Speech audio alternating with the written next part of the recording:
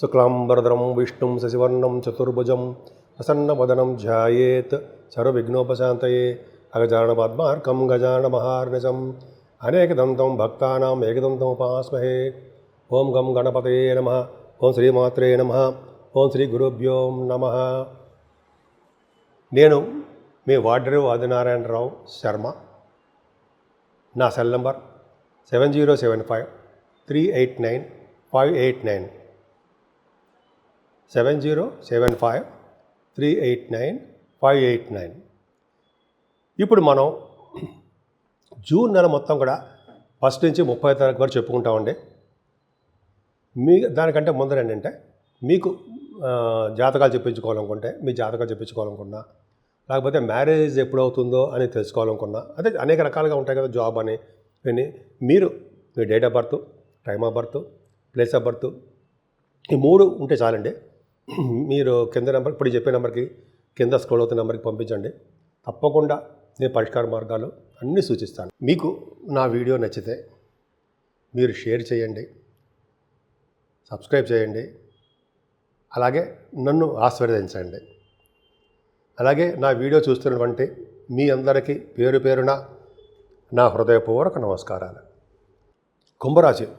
కుంభరాశి వారికి రాహువు మీ రాశిలో ఉన్నంత మాత్రాన మీరు ఏం భయపడాల్సిన అవసరం లేదు. మీరు ఎప్పుడు భయపడతారా? ఏం భయపడరు. కుంభరాశి వారికి ధైర్యం ఎక్కువ, స్థిరమైన నిలకడ గలవారు, మీరు స్థిరమైన అభిప్రాయాలు గలవారు, కొద్దిగా కోపస్తులు కూడా, అలాగే మాట పరుషంగా ఉండేవాళ్ళు, మగవాడి లక్షణాలు కలవారు. ఎంత బాగుందండి మీకు. పైగా రాహుకి గురుదృష్టి, కుజదృష్టి ఇవి రాసుకోవడం వల్ల కొద్దిపాటి కోపావేశాలు ఉన్నప్పటికీ కూడా చాలా మంచివారు మీరు. అంతేకాదండి, మీరు శని ప్రభావం వలన సెకండ్ హౌస్ లార్డ్ కాంబినేషన్స్ ఉండడం వల్ల మీకు, అంటే 12th హౌస్ లార్డ్ సెకండ్ భావంలో ఉండడం వల్ల మీకు విదేశ ప్రాప్తి కలుగుతుంది కూడా. పైగా సెకండ్ హౌస్ లార్డ్ శని కూడా అద్భుతమైన ఫలితాలు ఇవ్వడండి. ఆయన ఫైనాన్షియల్ విషయంలో బాగా కంట్రోల్గా ఉంటాడు, బాగా తగ్గించేస్తుంటాడు ధనం. మీకు చాలా కష్టపడితే కానీ రాదు, కష్టపడాలి, ఆ పని యందు ఇష్టపడాలి, కాబట్టి మీకు బాగా డెవలప్ అవుతారండి. తర్వాత మీకు కొద్దిగా మీ ఫ్రెండ్ సర్కిల్లోనూ, మీ భార్యాభర్త విషయంలోనూ మీ మాట పరుషంగా ఉండడం వల్ల, అంటే కొద్దిగా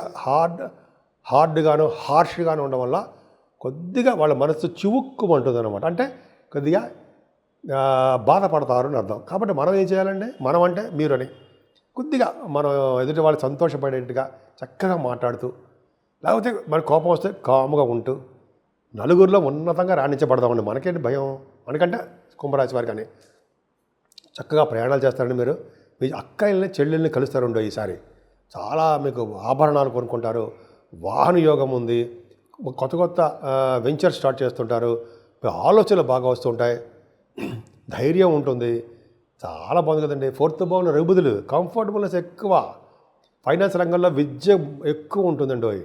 ఫైనాన్స్ రంగంలో అంటే CMA, ICWA అంటే ICWA, CA అవన్నీ కూడా మీకు ICWA అయినా CMA అని ఒకటేనండి, పేరు మార్చారు. CMAను CA వాళ్ళందరూ కూడా విద్యలో బాగా రాణిస్తారు. 4th భావంలో రఘుబుధులు ఉండడం వల్ల వాహన యోగము, గృహ ప్రాప్తి కలుగుతాయి.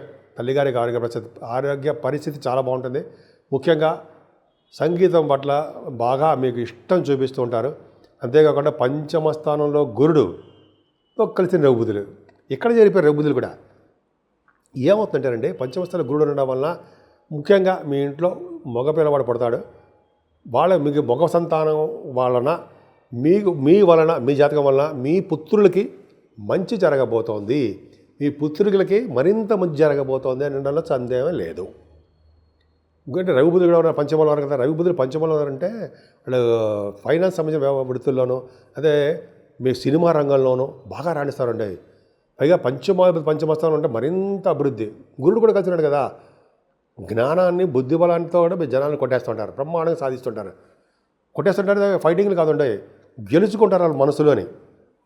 అంతేకాకుండా మీరు స్టాక్ మార్కెట్లో కూడా మీరు చాలా బాగా డబ్బులు సంపాదించుకుంటారు, ధనయోగ ప్రాప్తి ఉంటుంది.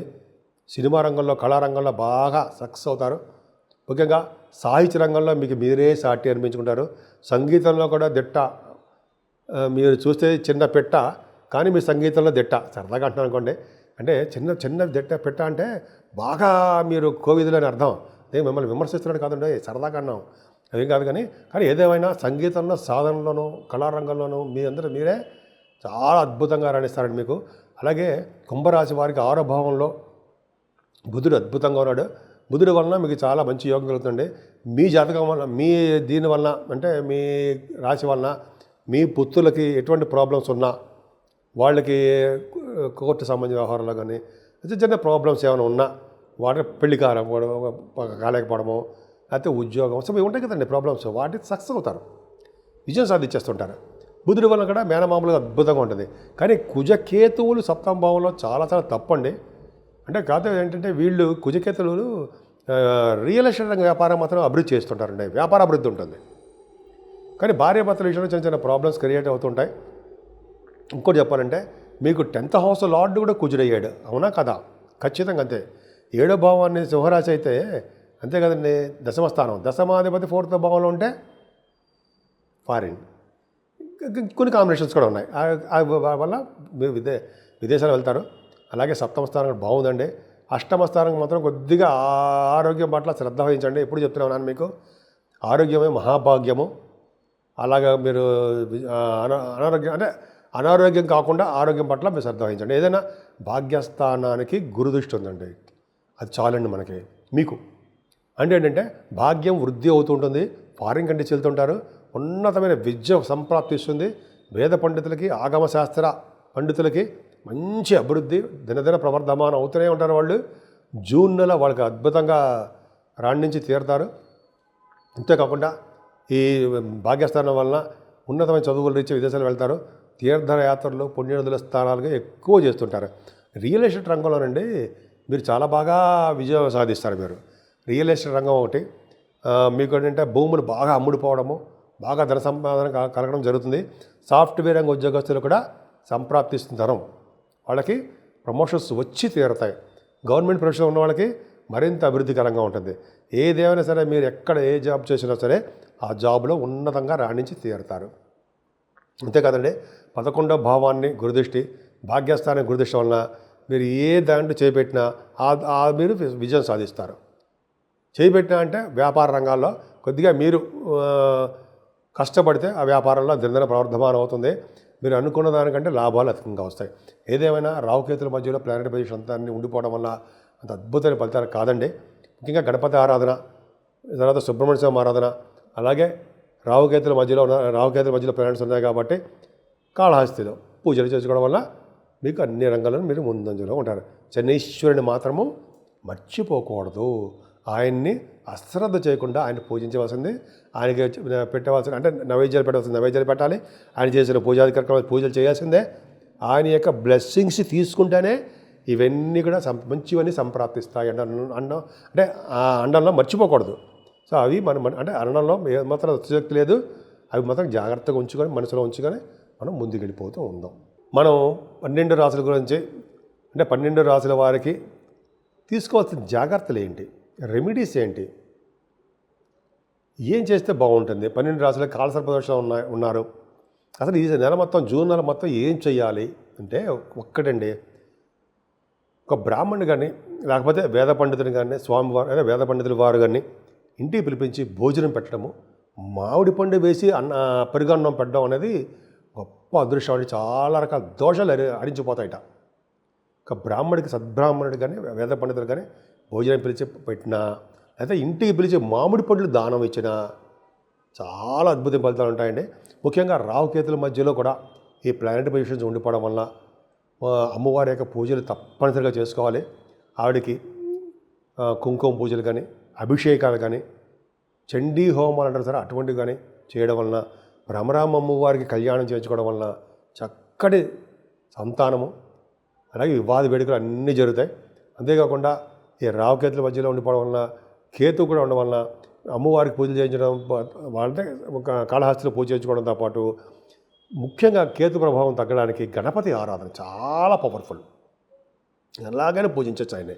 తర్వాత సుబ్రహ్మణ్యేశ్వర స్వామిని పూజించడం, ఆరాధించడం, ఆయనకి వీలుంటే మందపల్లిలో మోపిదేవిలో మందపల్లి కాదండి మోపిదేవిలో విగ్రహ ప్రతిష్ఠ చేయించుకోవడం వల్ల సర్వదా సౌఖ్యంగా ఉంటుందండి. ముఖ్యంగా ఈ పెళ్లి కాని వారికి కానీ, ఈ రియల్ ఎస్టేట్ రంగంలో ఉన్న వాళ్ళకి కానీ, అదే కోర్టు సంబంధించిన విషయంలో సతమతం అయిపోతున్న వాళ్ళకి కానీ, ఇలా చాలా వాటికి ఇబ్బంది కలుగుతూ ఉంటుంది సరే. వారందరూ ఇక్కడ చెప్పదగ్గ సూచన ఏంటంటే ఒక్కసారి మోపిదేవి వెళ్ళి, ఎందుకంటే నేను కూడా వెళ్ళాను కాబట్టి చెప్తున్నానండి, అక్కడ ఒక్కసారి నాగప్రతిష్ఠ చేయించుకోండి. అది వీలున్నప్పుడు, నేనే చెప్పాను అని చెప్పి రేపో ఎల్లుండి వెళ్ళిపోయి గమగమ చేయించడం కాదు, మీకు వీలున్నప్పుడు బాగా ఇది ఈ రాహుకేతుల మధ్యలో ప్లానెట్ పొజిషన్ ఉంది కాబట్టి సాధ్యమైన త్వరగా చేయించుకుంటే చాలా మంచి ఫలితాలు వస్తాయండి.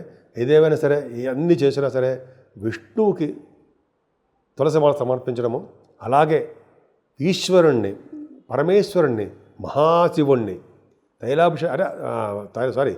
తైలాభిషేకాలు కాదండి, ఆయనకి తేనెతో అభిషేకాలు చేయించడం వలన, అలాగే మల్లె పువ్వులతో పూజించడం వలన కూడా భార్యాభర్తల విషయంలో అనురాగం, ఆప్యాయత, అనురాగ దాంపత్య జీవితం ఇంకేంటి పెనవేసుకుపోవడం అంత అదృష్టం చాలా చాలా బాగుంటుందండి.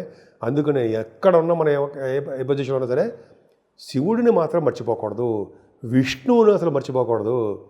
చూసారా, శివుడినేమో పూజించమంటుంటారు, విష్ణువుని కీర్తించమంటారు. కీర్తించడం అంటే మనం పొగడ్డం అంటే మాట్లాడడం, ఆయన గురించి చెప్పుకుంటూ ఉండడం. ఇది శాస్త్రం ఉంది కదండి, చేతులు ఉండగా శివ పూజ చేయనేలా అంటాం కదా. చేతులు ఉన్నాయి, శివుడికి పూజ చేద్దాం. అదే నోరుండగా అంటే హరినామ కీర్తన చేయనేలా, హరినామం చేయకపోతే ఎట్లా అంటే భగవంతుడు ఏం చెప్పారంటే, నన్ను తలుచుకో, శివుడికి అభిషేకాలు చేయించు, అప్పుడు నువ్వు చూసుకు ఎలా ఉంటావు చూడు, మంచి పొజిషన్ వచ్చినప్పుడు నిన్ను మేము కాపాడుతామని భగవంతుడు చెప్తాడు కదండి మనకి. సో ఎల్లవేళలా మీరు సర్వశుభాలు సర్వసౌఖ్యాలు కలగాలని ఆ శివుడు విష్ణువు యొక్క ఆశీస్సులు మీకు, అమ్మవారి యొక్క ఆశీస్సులు కూడా రెండు, అమ్మో ఆవిడ యొక్క ఆశీస్సులు ఎల్లవేళ మీ అందరి మీద ఉండాలని, ఎప్పుడు కూడా దినదిన ప్రవర్ధమానం అవుతూ నలుగురికి హెల్ప్ చేస్తూ, మనం అంటే మీరు కూడా బాగా, మనం నేను కూడా ఉంటానండి, అది బాగా డెవలప్ అవ్వాలని, మంచి అభివృద్ధికరంగా రావాలని నేను మనస్ఫూర్తిగా కోరుకుంటున్నాను.